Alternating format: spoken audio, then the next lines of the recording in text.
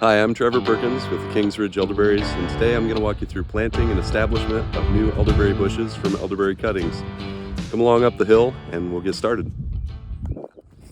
First things first, we need a site that's prepared ahead of time. Now, you don't have to do it way ahead of time. You can take a shovel and just turn over some moist soil and do it that way. But this is in a bed that was actually prepared the fall before. So we're going to use this, and I'll walk you through the steps. First thing is to get your sticks, and whether it's a smaller stick like this or a bigger stick like this one, they should have viable nodes down here at the bottom. We cut our sticks so that the angled side goes down when you plant, and that helps you to press them into soft soil.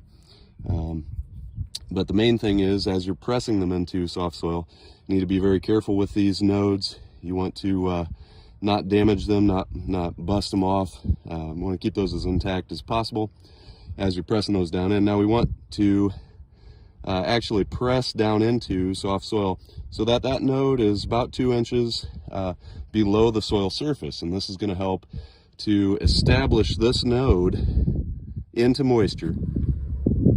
By having this node into the moisture, it gives this time to root. These buds will actually, well, around the buds at the node, it will actually, this cutting will send out roots.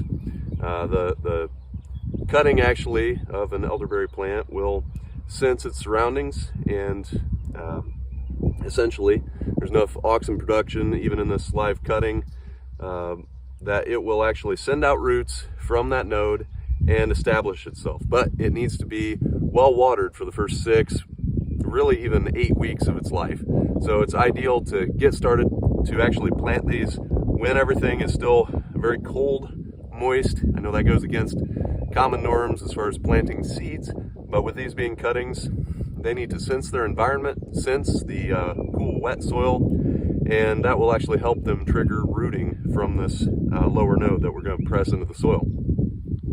So we're going to take in a loose soil that you've just turned over with a shovel. You may just be able to press the cutting itself down into the soil and not damage the nodes. In this soil that's been prepared ahead of time, I'm actually going to kind of whittle out a hole for it. So you press down into the soil about as deep as you can press that without going up to the next node. You want to be at least 2 inches, maybe even 3 inches down. And that, by whittling out a hole, gives you a little bit of space to go and not to actually damage these buds or nodes. So then we're going to take and press this down into that loose soil, that opened hole. Press it down in until you make contact with the bottom. And then what we're going to do is take your fingers and press firmly around the stick. You want to press so that all of that basically muddy soil is making contact as far down as you can, because good contact with the stick itself is actually going to drive the rooting, or drive, sensing that environment around those nodes, that lower node that we're trying to get roots to actually come off of and establish themselves. So that's basically the magic, is getting it down into the soil 2 to 3 inches. These are pretty forgiving. You can use any stick to whittle out a hole if you so choose. This is actually a maple stick that I got from the yard on my way out here. So that was with the bigger stick. I'll slide over, actually go this way so I stay on camera. With the little stick, same sort of thing. I'm just gonna lower it into the hole. Oh, got a little stone down in there. And just try to, there we go, get it in there nice and fully in 2 inches, 2 to 3 inches, and firmed up all the way down so that even that node, even the soil around that lower node, is making contact. Now, we've had good luck establishing elderberry cuttings planted any time in the March timeframe, even early April. As you get on out into later April, you may have to add more water. Keep them watered as you go, even every couple days, because a lot of times as we get into April, especially later April or May, we start to dry out. Think of traditional seed planting windows and things. God gives us that window. But as we think about, establishing elderberry cuttings, we want to actually be on the front side of that, and we want to go through 6 or 8 weeks of a wetter, cooler condition.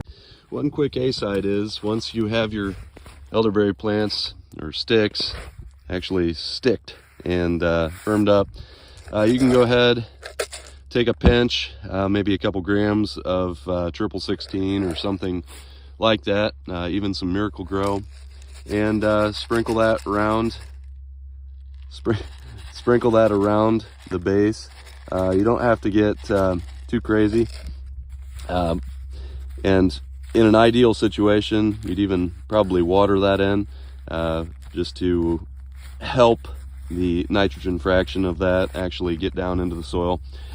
The P and the K, you're not going to wind up with much volatility or volatilization, but that's going to help as a starter, just getting these off and going.